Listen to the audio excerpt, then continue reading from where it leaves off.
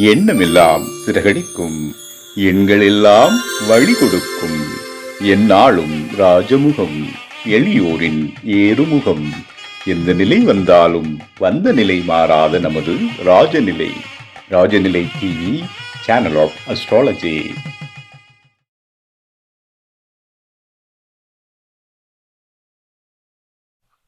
வாழ்க வையகம், வாழ்க வையகம், வாழ்க வளத்துடன். அம்மா அப்பா பாலம் அணிந்து வணங்குகிறேன். ஜோதிட குருமார்களுக்கும் நவகிரகங்களுக்கும் பஞ்சபூதங்களுக்கும் பிரபஞ்சத்திற்கு அன்பான வணக்கம். கதிரவன் மதியம் அங்காரகன் புந்தியும் கருணையுள்ள சுரதம் குருவும் காரவன் காரியம் ராகுவும் கேதும் கருதமிக சோமாக 11ஆம் இடம் வந்து உச்சநிலை என்று பரிவோடு மந்தால் செய்யமன்றோம். உலகெங்கும் உள்ள ராஜநிலை டிவி ரசிக பெருமக்கள் அனைவருக்கும் உற்சாகமான காலை வணக்கம். இன்று பிறந்தநாள் மற்றும் திருமணம் கொண்டாடும் அனைவருக்கும் ராஜநிலை டிவி சார்பாக வாழ்த்துக்களை தெரிவிப்பது உங்கள் ராஜநிலை எண்கணித வித்தகர் லால்குடி செந்தில். இன்றைய பஞ்சாங்கம் உத்தராயண காலம் பராபவ வருடம் வைகாசி மாதம் 10ஆம் தேதி ஞாயிற்றுக்கிழமை. இன்று 24/5/2026. நல்ல நேரம் காலை 7:30 மணி முதல் 8:30 மணி வரை, மதியம் 1:30 மணி முதல் 2:30 மணி வரை. கௌரி நல்ல நேரம் காலை 10:30 மணி முதல் 11:30 மணி வரை, மாலை 1:30 மணி முதல் 2:30 மணி வரை. ராகு காலம் மாலை 4:30 மணி முதல் 6 மணி வரை. குளிகை நேரம் மதியம் 3 மணி முதல் 4:30 மணி வரை. யமகண்டம் மதியம் 12 மணி முதல் 1:30 மணி வரை. சூலம் மேற்கு திசை சூலம். கொஞ்சம் வெள்ளம் சால்ற போனீங்கன்னா காரிய தடை வராது. இன்றைய திதி அஷ்டமி திதி காலை 9 மணி 55 நிமிடம் வரை. பின்பு நவமி திதி. நட்சத்திரம் வந்து பூரன் நட்சத்திரம். என்று யோகம் வியாக்காதம் நாம யோகம் காலை 9 மணி 34 நிமிடம் வரை. பின்பு அர்ஷனம் நாம யோகம். கரணம் பவக்கரணம் காலை 9 மணி 55 நிமிடம் வரை. பின்பு பாலவ கரணம். சந்திராஷ்டமம் மகர ராசி திருவோண நட்சத்திரத்திற்கு. கிரக நிலவரங்கள் மேச ராசியில் செவ்வாய் பகவான், ரிஷப ராசியில் சூரிய பகவான் மற்றும் புதன் பகவான், மிதுன ராசியில் குரு பகவான் மற்றும் சுக்கிர பகவான், சிம்ம ராசியில் சந்திர பகவான் மற்றும் கேது பகவான், கும்ப ராசியில் ராகு பகவான், மீன ராசியில் சனி பகவான். நம்ம வைகாசி மாசத்துக்கு இன்னைக்கு கும்பராசியோட பலன் முழுமையாக பார்க்க போகிறோம். 2 நாள் கிடையாது, இன்னைக்கு ஃபுல்லாக பார்க்க போகிறோம். ஏன்னா அடுத்தது வந்து குரு பயிற்சி பலன் சொல்கிறதுக்காண்டி. ஸோ ஃபுல்லாக பாருங்கள். ராசிநாதன் சனி பகவான் 2ஆம் இடத்துல வந்து பயணம் செஞ்சுக்கிட்டு இருக்காங்க. சுயசாரம் உத்திரட்டாதி நட்சத்திரத்தில். அதனால் இவங்களோட எண்ணங்கள் வந்து வருமானம் பணம் சம்மந்தப்பட்ட விஷயத்தை நோக்கி தான் போயிட்டே இருக்கும். பணம் பொருள் தேடி அலையக்கூடிய அமைப்புகள் வந்து அதிகம் உண்டு. குடும்ப உறுப்பினர்களோட பாசத்தை வந்து ரொம்ப அதிகமாக எதிர்பார்ப்பார்கள், அல்லது இவர்கள் வந்து அதிகமாக அன்பு வந்து செலுத்தக்கூடிய அமைப்புகள் வந்து உண்டு. ராசியில் ராகு இருக்கிறதுனால கொஞ்சம் கவனமாக இருக்க வேண்டும்.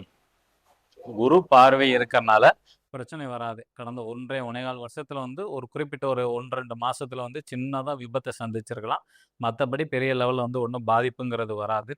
குடும்ப உறுப்பினர்களோட அன்பு அரவணைப்பு வந்து கண்டிப்பாக இவர்களுக்கு வந்து தேவை. முயற்சிகள் அனைத்தும் இவங்களுக்கு வந்து வெற்றி வாய்ப்பு வந்து கொடுக்கும். வைகாசி மாசத்துல கும்பராசிக்கு இப்போ 2ஆம் இடம்ங்கிறது வந்து வருமானத்தை குறிக்கக்கூடியது. 2ஆம் அதிபதி போய் 5ஆம் இடத்துல போய் இருக்கிறாங்க, சுயசாரம். ஓகேங்களா?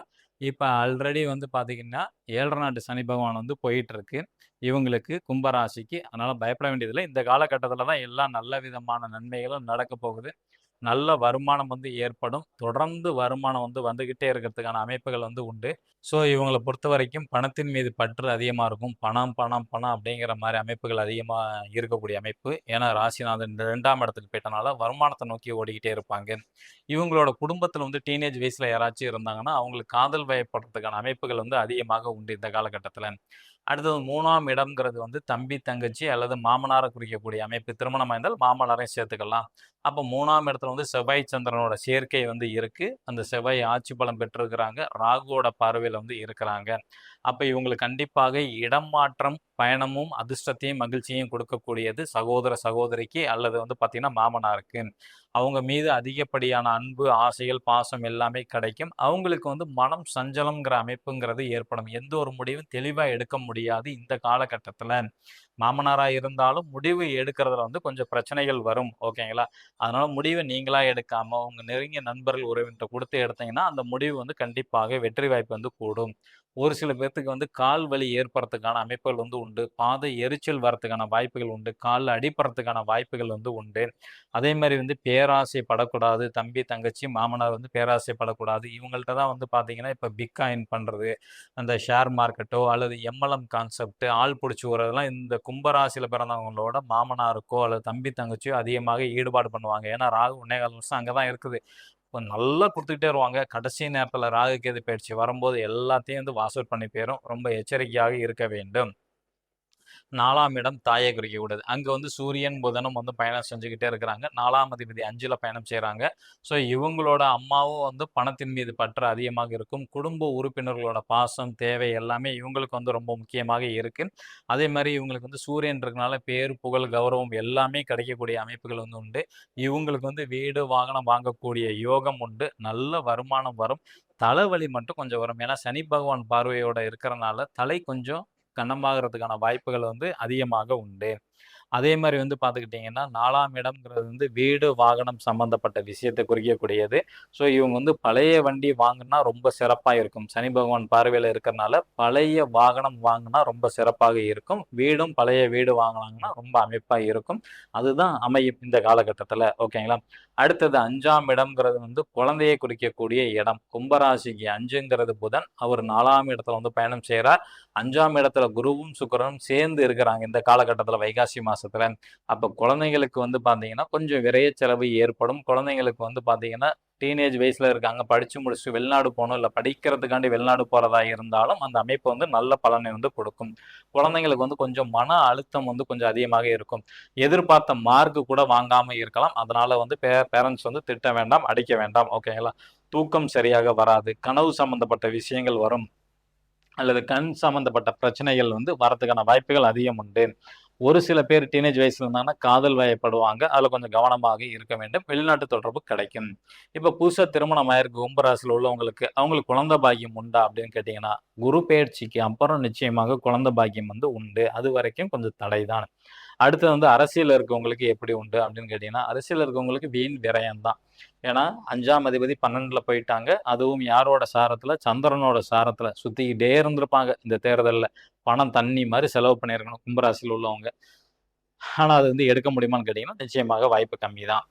அடுத்தது வந்து பார்த்துக்கிட்டீங்கன்னா, 6ஆம் இடம் வேலையை குறிக்கக்கூடிய அமைப்பு. ஸோ இந்த 6ஆம் அதிபதி கும்பராசிக்கு சந்திரன், அவர் 3ஆம் இடத்துல கேதுவோட சாரத்துல வந்து பயணம் செஞ்சுகிட்டு இருக்கிறாங்க.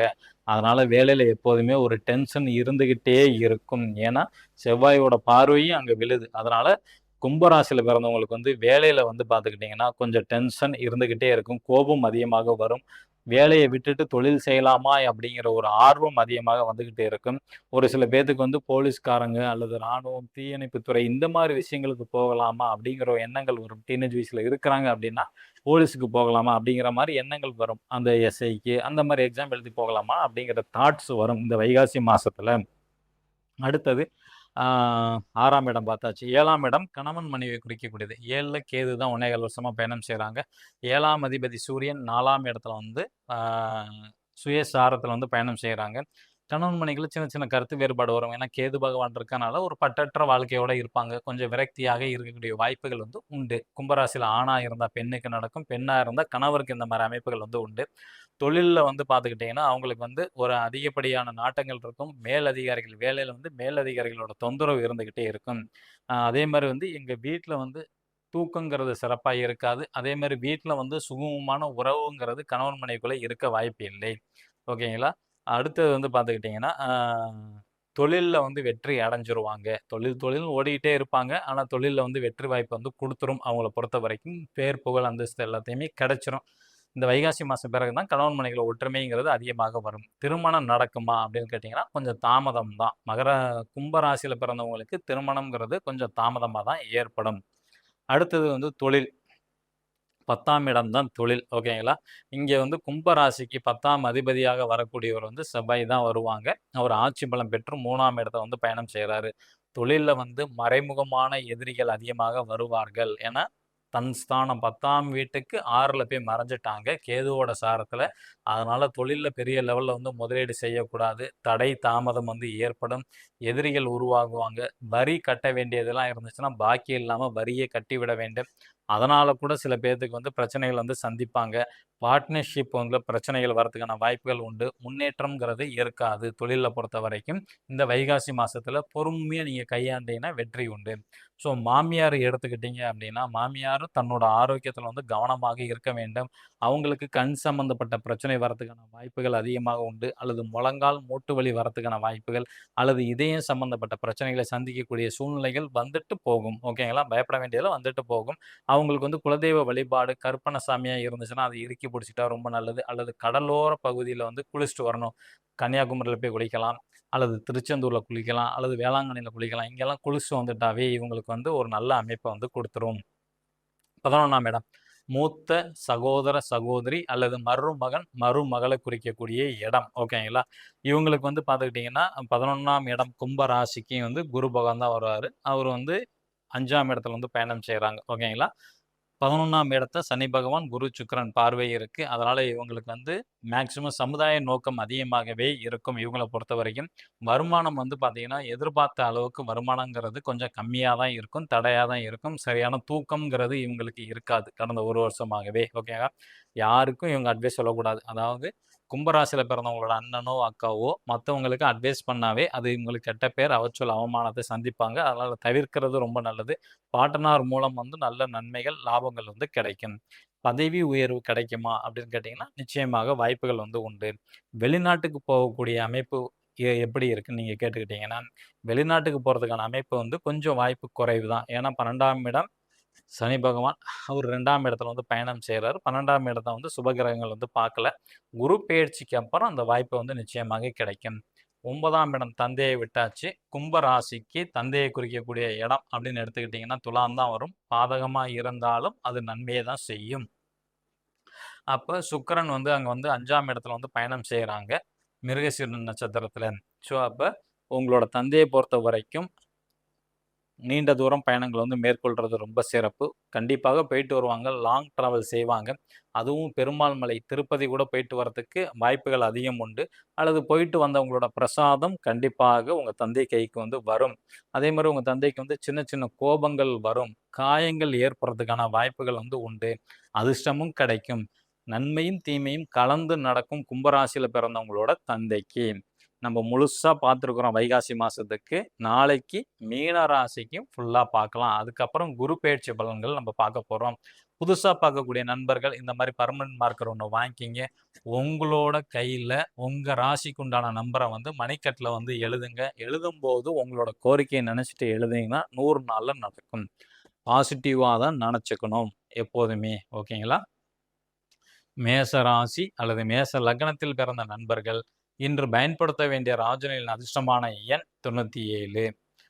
ரிஷப ராசி அல்லது ரிஷப லக்னத்தில் பிறந்த நண்பர்கள் இன்று பயன்படுத்த வேண்டிய ராஜனின் அதிர்ஷ்டமான எண் 92.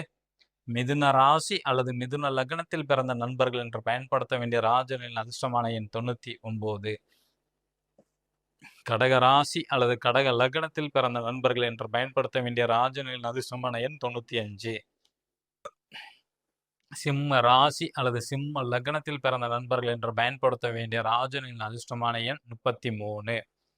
கன்னி ராசி அல்லது கன்னி லக்னத்தில் பிறந்த நண்பர்கள் என்று பயன்படுத்த வேண்டிய ராஜனின் அதிர்ஷ்டமான எண் 29.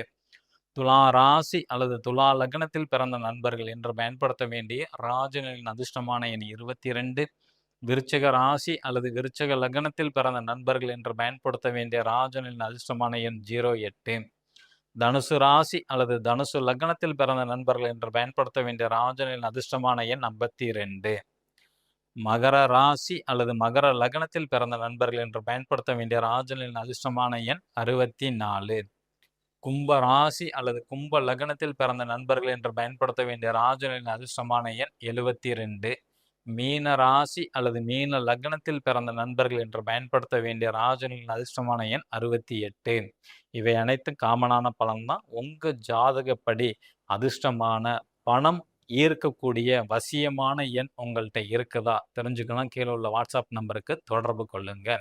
இந்த நாள் இனிய நாளா அமைய அடியேனும் பிரபஞ்சனிடம் பிரார்த்தனை செய்து கொண்டு உங்களிடமிருந்து விடை பெற்றுக் கொள்வது உங்கள் ராஜநிலை எண்கணித வித்தகர் லால்குடி செந்தில். நன்றி, வணக்கம், வாழ்க வளத்துடன்.